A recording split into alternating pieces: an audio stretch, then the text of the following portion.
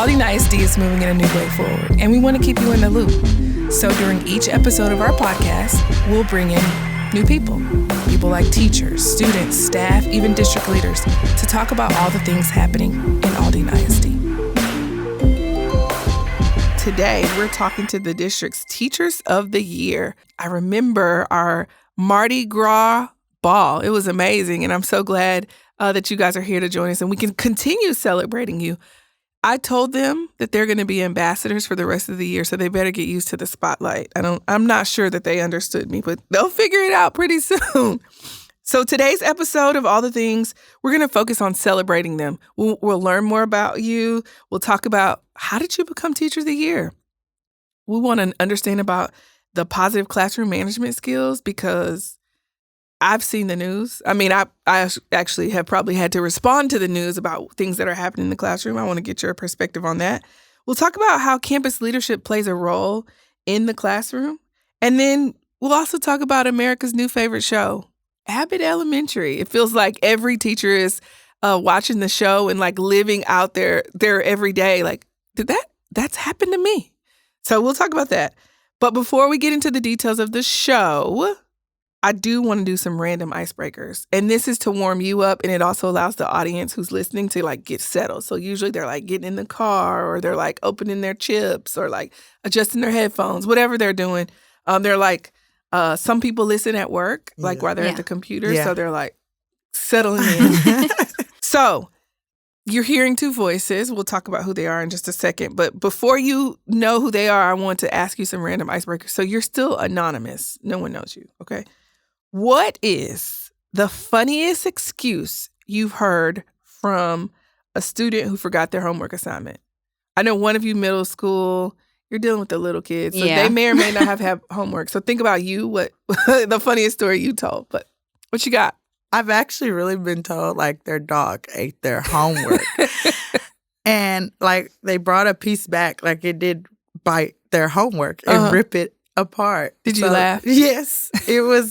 It's funny because it was like, no, you made that up.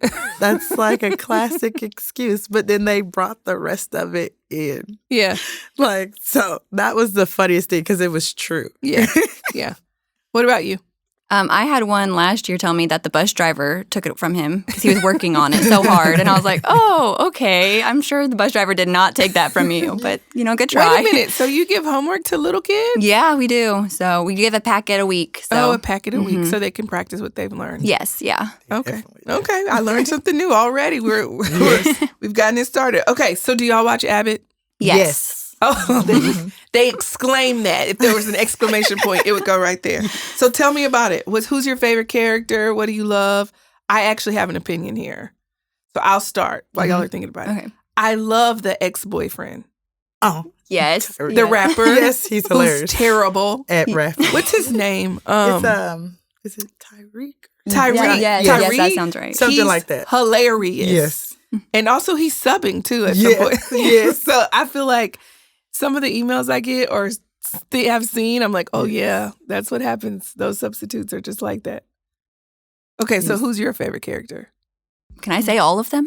You could. Tell me what you like about them. I love Janine because I just feel like her heart is very, I can resonate with her a lot for her heart and her passion for teaching. Gregory just makes me laugh, and it's just like, what am I doing? But yet I love this, but what am I doing all the time? Questioning. The principal, Ava, she's just too funny to watch. Yep. Like, glad she's not my principal, but hilarious. So. I love there's a board episode where she has to go in front of the board meeting. I'm like, that's real life. Yes. What about you? I like Barbara because she reminds you of some of the teachers, especially when you start, that you work with that kind of take you under their wing.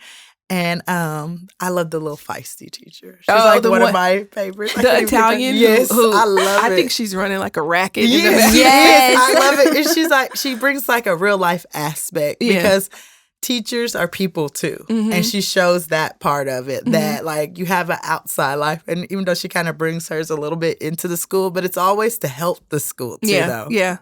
And how she gets into it with her sister at the charter school. Yes. It just makes it so real. I love it. I know Luke said he cried when he watched the first episode.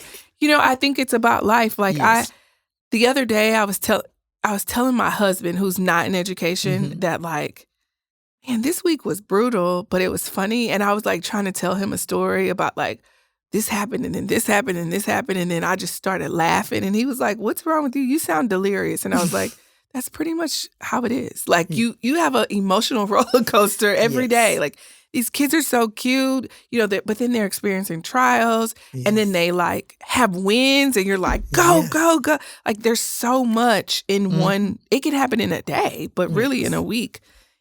No wonder, you can write a show about education and teaching and people love it because it's real.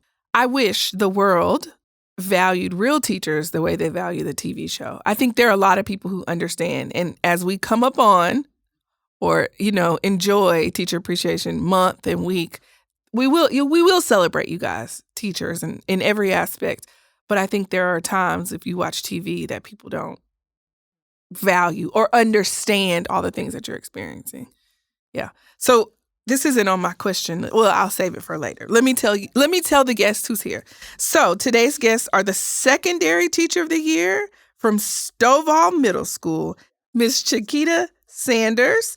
And then the elementary teacher of the year, she's representing McGrill EC Pre-K, Miss Emily Frye. Miss Chiquita Little Sanders has taught education since 2013. She told me her story, how she got here, and it's amazing. She's never left Aldine since she stepped foot. I think that's what you both enjoy that. Yes. She has taught middle school math at Stovall since the 2 days before the school year started. Yes. She is the lead 7th grade math teacher. Yes. And she has been nominated for Teacher of the Year twice. Yes. Look at that. This year she won. Yes. She was honored to win Teacher of the Year in 2016-17 and again in 22-23.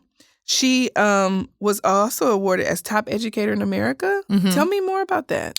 I guess someone nominated me because it's, open to the public. And so I got a phone call. And they're like, wait, did you get a phone call from the president? Of the organization that does it. And so she was like, someone nominated you for Top Educator. And they wrote all these things that you do the STEP team at your school. Yes, I created and I'm the lead sponsor of that. You do the girls mentoring and you coach. And I said, yes. And so she was like, so we're honored to, have you. And so they got a bio.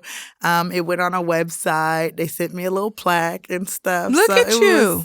I guess it was an ex-student or someone. They didn't say it was anonymous. So not only were you nominated, but then you received a plaque in the mail. That's amazing. Yes. Yeah, congratulations. Thank you. She holds 2 masters in education, as though one wasn't enough. Yes. Or the undergrad, okay? One in curriculum and instruction and the other in administration. I see some aspirations there.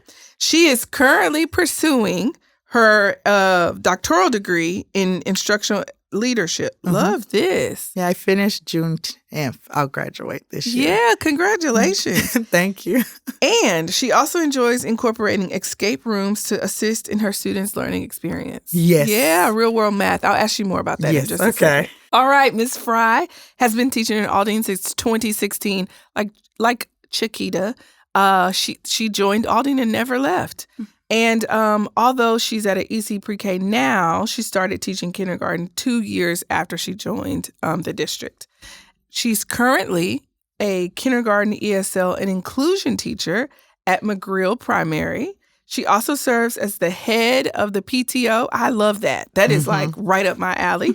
And she is the FACE liaison, ensuring that families and parents and the community feels engaged and connected to the school. She also helps the campus stay up to date and helps her community understand what's going on by doing a lot of things. I won't give you an official title, but I'm sure that your campus community knows that if they need something to be shared, to come to you.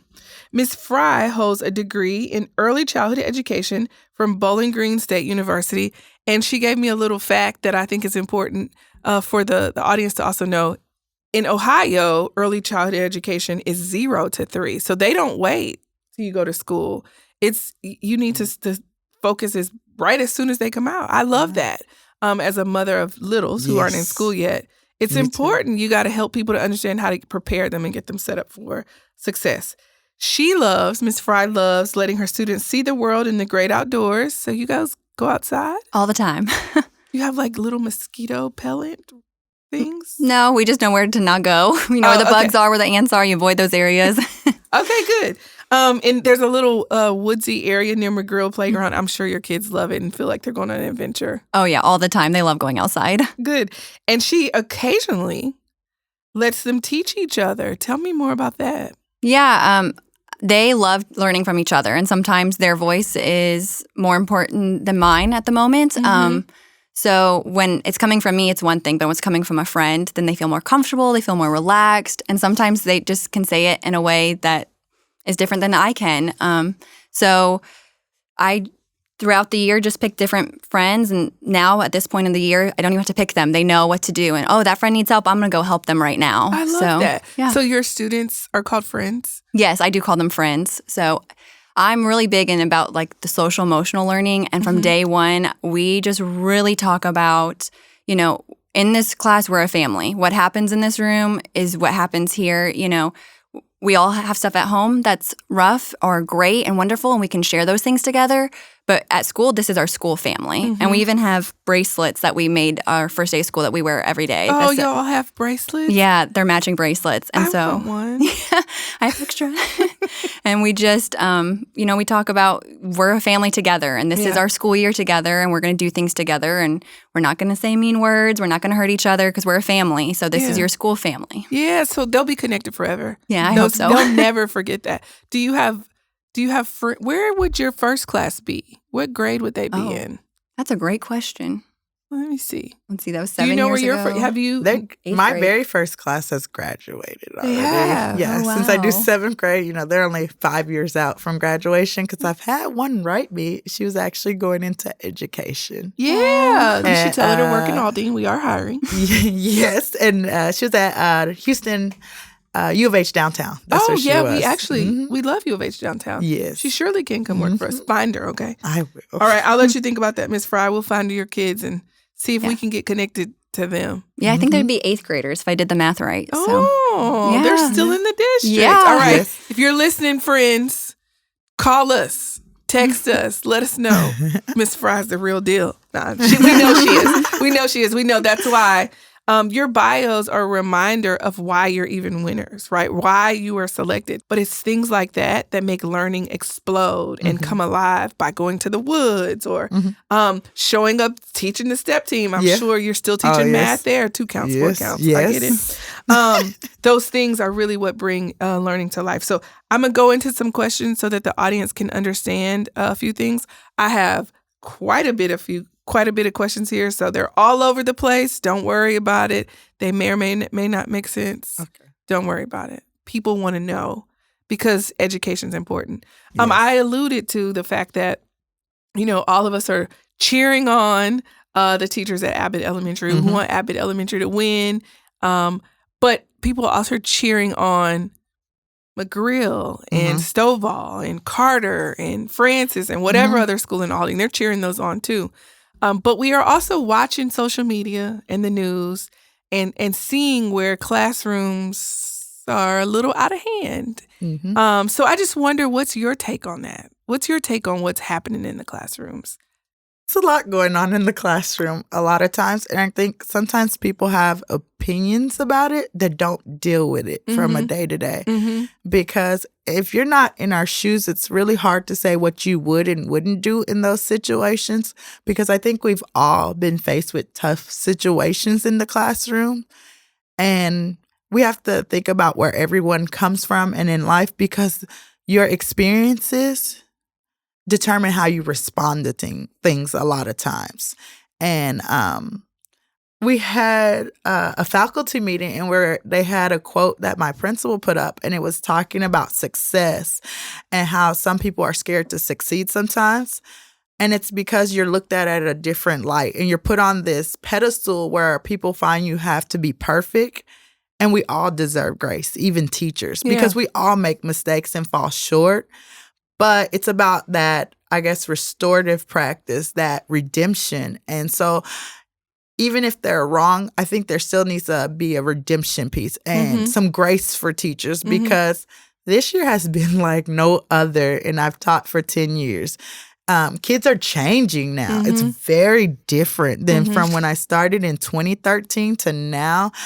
My kids, even the way they respond to each other is different. So just offering some grace, some understanding. So it's interesting you say that. And I'm going to ask you this. People are saying this year is like no other. There was a whole group of people that said that last year. Yes. There was another group that said that the year before that. And, 2019, 2020 is like the year, right? That changed everything. Yes. And then the 2021 school year was like, to me, was the most challenging, which was the year we came, like, leaned back in. And then the year after we leaned back in, we were like, it's over. Close the door. We're all back. Yay. Yes. Which would have been last school year was like, it was hard. Yes. So I'm interested, Emily, do you feel like this year is different than the other years? Most definitely. Do you know why? No, I mean, I try not to blame it all on the pandemic.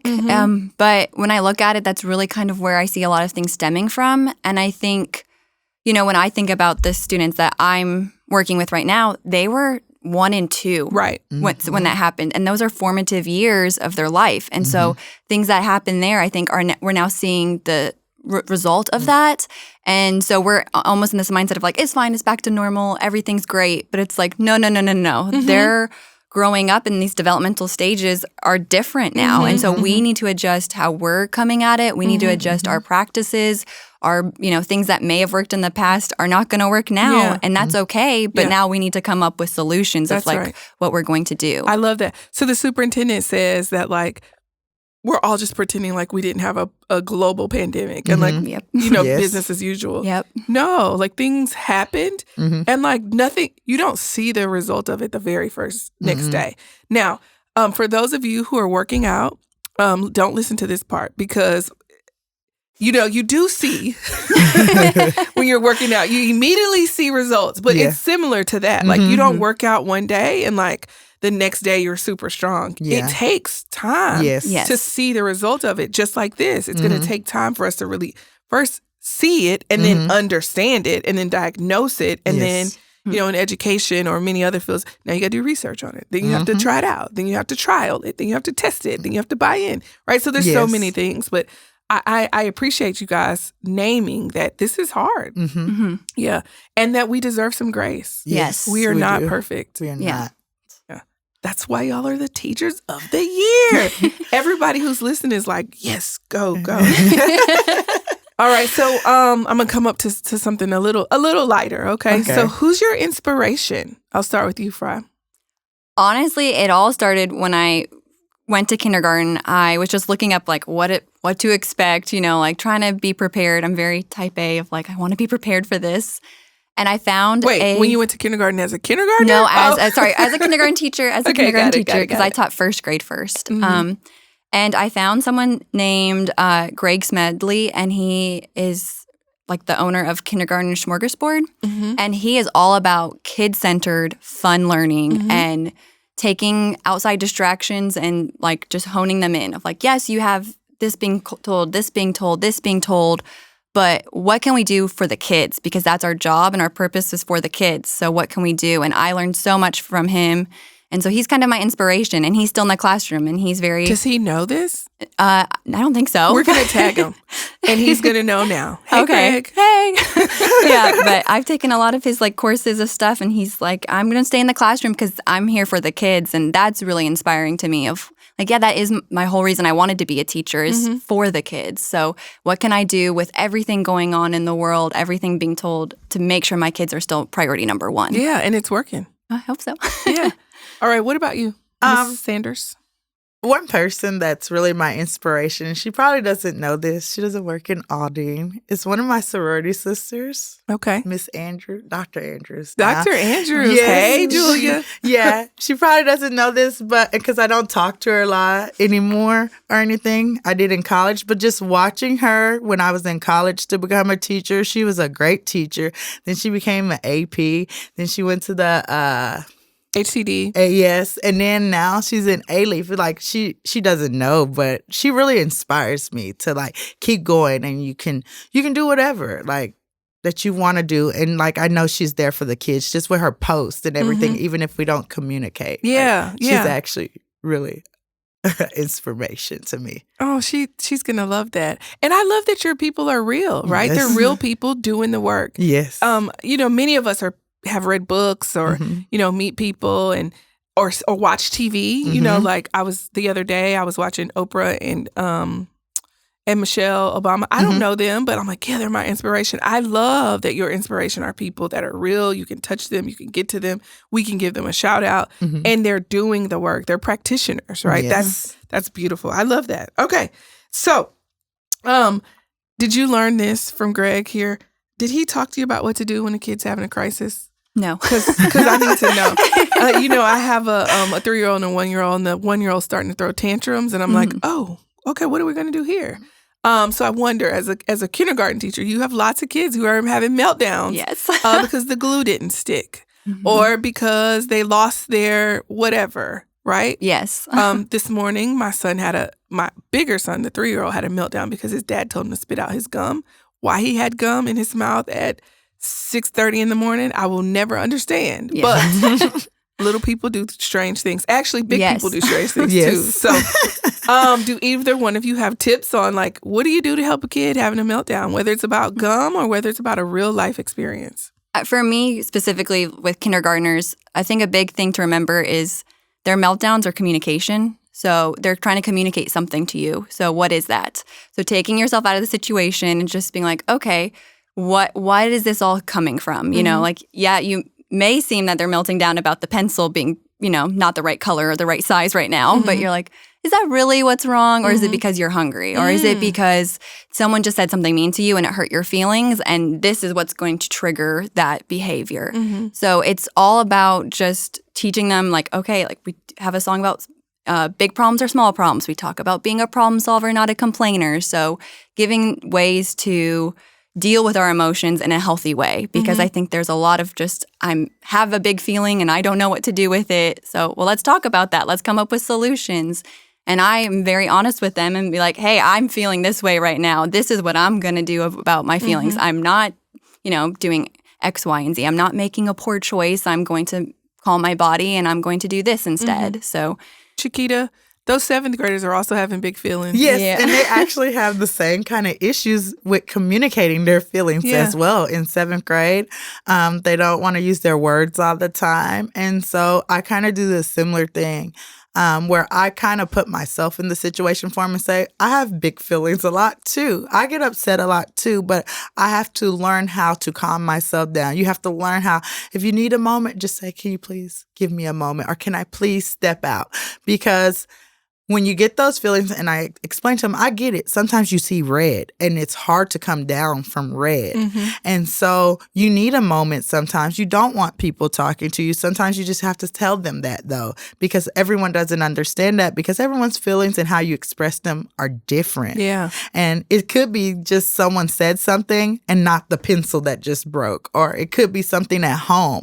And I know a lot of times their home issues bring those big feelings to school. Yeah. And sometimes they just need someone to listen to them. They do. They don't have anyone sometimes. Y'all, in 7th grade, I remember this. I told my mom, I looked at her. These are real big feelings. She told us we were moving, okay? And I looked at her and I said to Mom, I'm going to make your life miserable. Big feelings. Yes. And I meant it. Yes. Yeah. And she looked at me and she said, okay, we're still moving. Yeah. Yes. Yeah. And I'm just so appreciative that at that moment she didn't like smack me, or she didn't say go to timeout, or she didn't say she just said okay. And I remember that. That was 7th grade. I remember where I was standing when I said it. I don't remember what I had on, but I remember where I was standing in the house. And I can also tell you we moved very shortly after that, because I think in the moment she knew it was life-changing, right? And she also understood that I was going to have feelings. And I just appreciate both of you saying, and all the teachers that are honoring the feelings of kids, right? Because they have feelings too. Yes. And they don't all get in line just because you're ready. right? No. They're not ready to learn algebra just because you're ready to teach it. No. They're not ready to go outside just because you're, because the TEKs tell us that's what we're focused on today. Yes. So I appreciate that you're honoring those. Speaking of, tell us about campus leadership. I know you've been at the same school, and I know you too. Yes. Also have been at the same school. So there's a reason you're staying there. Just talk to us about what good campus leadership feels like. And I'm also going to add to that so you can choose, what does campus support look like, whether that's community support, family support, or teacher support? On my campus, I know for me, my skill specialist or instructional specialist now, he is very supportive. Like, whether it's personal or school related, if I just need him to come in the room with me because it's just overwhelming or something, he's there at the drop of a dime. Like, he's going to come. And it's the same with administration, like just checking on you, showing you that they care and that you're a person, not just a person in a spot. And I know for me, being there for 10 years, when you have multiple siblings coming through, that support of those families that keep coming back and sending their kids through, it's just unbelievable because they know you've been there and they work with you. They're like, oh, no, I know you've been here, so I know how you are, and I know this X, Y, and Z. I have parents, like, since I coach, they'll bring stuff for the whole team. You don't even have to ask. They just come with a cooler full of Gatorade for the soccer team and things. So it's that community, that family orientation feel of the campus that we get. And not just leadership, I think just your coworkers in general, just giving that family vibe and being able to depend on people, even in your good days and your bad days. Like, they're there. Someone is there. I mean, even like Miss Wharton, was our lead counselor, but now she's at Jones Middle School as a diag. Like, we had something happen this year where one of our staff members passed away all of a sudden, and she came back just to check on us and support us. And if you need me, here's my extension to my office. You can call whenever you need me. I'm going to still be there. It's that feel that leadership on my campus has, that they're willing to do that for us. I love that story. Yeah, I mean, I can piggyback on everything you've said. Yeah, that's awesome.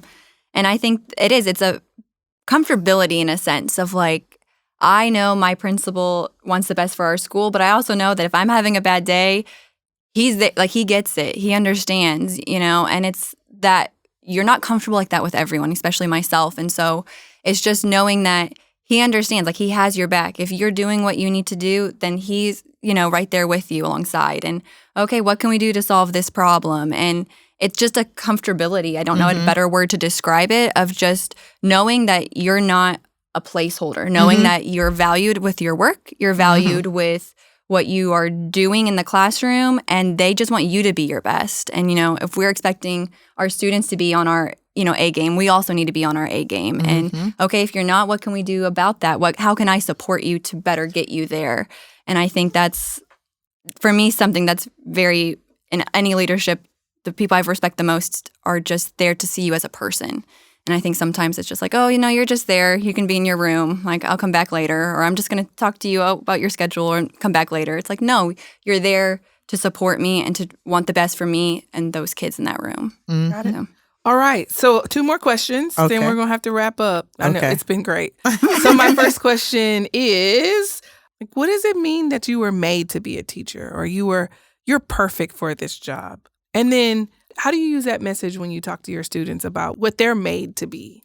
When I think of that first, I think the first thing I think of is just, what is in your heart? What do you really want to do? Like, get down to the core, not, oh, I want a paycheck, or, oh, I think that'd be a cool thing to put on a resume. No, what do you really want to do with your life? And, what can we do to make you the best at that? So if in my heart, I want to be with the kids. I want to help the next generation. I want to be with the little ones. That's what's in my heart, and that's what's driving me to come to school every day and to do what I'm doing. So I tell my kids all the time, if you want to be an ice cream truck driver like one of my friends does this year, great. What can we do to be the best that you can be at that? You have a friend, one of your littles, that wants to be an ice cream truck driver? That is his dream in life. Oh, I love anytime we talk about it, he's like, I'm going to have the best truck. We're going to have all the ice cream, only chocolate, because that's his favorite, And so I'm like, yeah, great. Now let's learn how to add because you're going to have to know how to do money. Yeah, I love that. Yeah, teach him how to do math because... And how to slide a credit card because people won't have coins very soon. Yeah. I love that. Yeah, so... For me, I think, I guess people at work have told me, you were born to be a teacher. Yeah. And I was like, are you sure? Now, maybe that was my dream job, so I actually am living my dream. But I think it's because of the compassion, the caring. Even on my worst days and the kids can annoy you, it's always that one that just be like, how's your day going? They remind you of the why we do it. And it's because I love it that I do it, because you read my bio. If I have a lot of education, I could be anywhere I want to be, but I choose because I like what I do. I love what I do. I do all the extras because I love it. And I try to pour that same passion into my students for whatever they want to be. I have a little girl, she does her own nails and they're long and rhinestones. I was like, you can already be making money. People will come and let you do their nails already. She was like, well, I don't know. I was like, no, you're great at it. You are in 7th grade. You can do that. If that is your passion, we'll figure out what you need to do it. I mean, so whatever they want to do, I support them 100%. I told them college is not for everyone. I'm here for whatever you want to do. But be the number one person at that job. Put your all into it because you can get a paycheck anywhere. But it's where you're going to be happy at is where I want you to be because I'm happy here. Yeah. Love that. Love that. I am happy here. Okay. Speaking of happy, y'all, let me help y'all set the stage so that y'all understand. So it's about 8:30 on a Friday morning before we're going home for spring break. All right? That's the stage we're setting. We've just had waffles and catfish. Catfish, I think. Let's say waffles and chicken. Yeah. Fact check me later. We've had some grits. We had a little sausage andouille.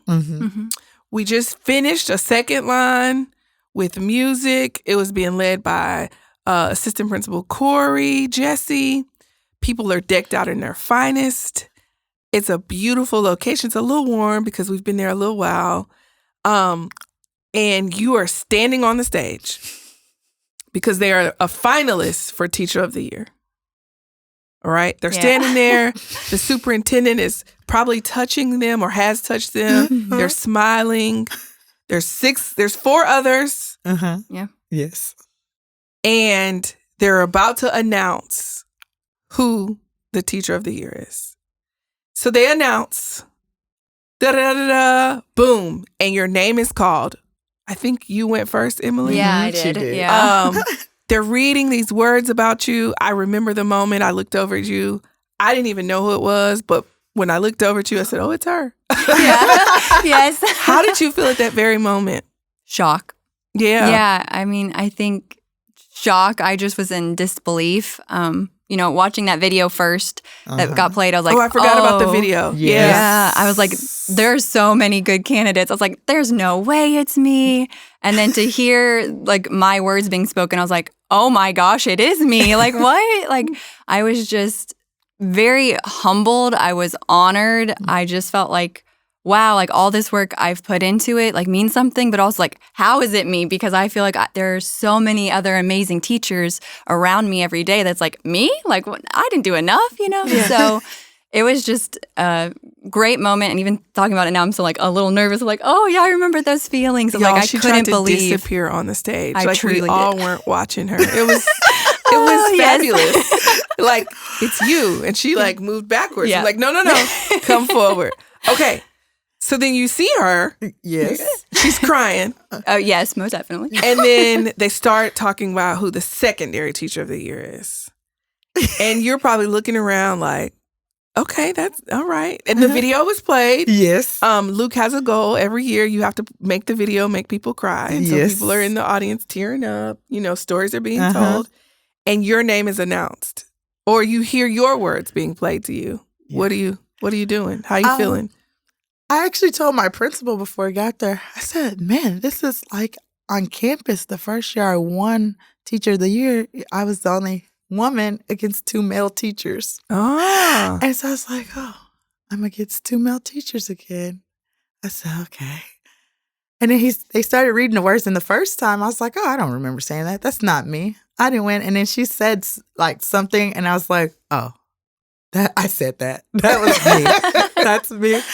And I was just like, and I remember the gentleman from Nimitz, he looked over and he was like, congratulations. And I was like, and I was just the same in disbelief. I just knew it couldn't be me because they're great. Everyone up there was so great. And how did little old me beat them? Yes. Like, that's really what I thought.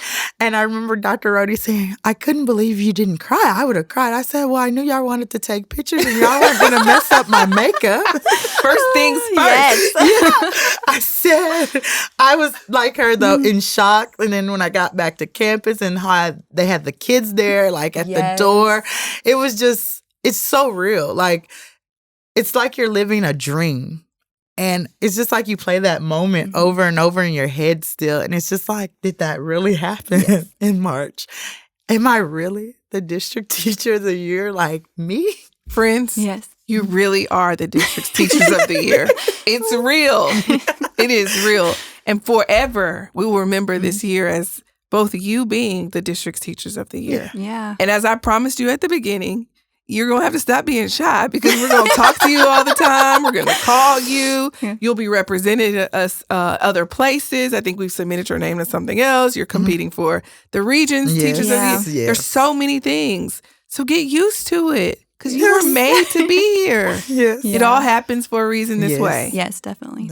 So congratulations again. Thank you. Yeah, we're so very blessed to have you. This has been truly an honor to get to know you. Thank you for joining us. And for those of you who are listening, continue to listen to all the things, the Aldine ISD podcast. You can find us on your major podcast platforms. Hit the subscribe button and share with your friends. Until next time, try something out of the ordinary, and we'll talk again soon.